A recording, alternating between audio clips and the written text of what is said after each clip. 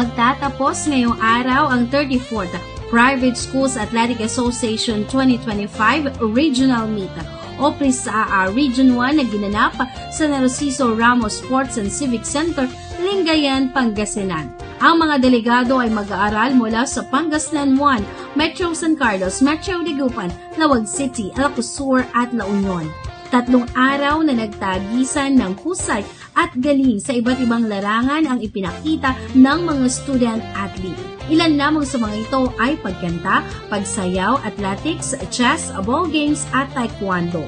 Sa kantahan, nagpamalas ng galing si Miko Kayabyab sa vocal solo at Chanel Ezekiel Salayog at Verhel Amansek sa vocal duet category na mag-aaral mula sa Dagupan City na pawang nag-uwi ng gintong medalya.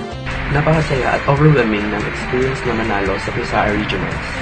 Sobrang nakaka-inspire makita na lahat ng effort, practices, and dedikasyon ay nagbunga.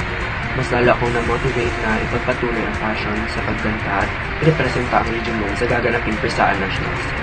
At ang suporta ng pamilya, mga kaibigan at coaches, mentors ko rin ang isa sa mga dahilan kung bakit nakaganda ang experience ko sa competition.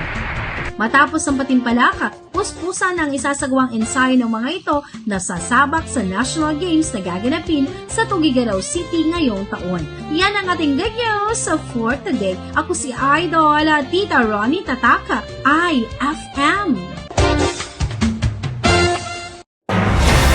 IFM News. IFM News.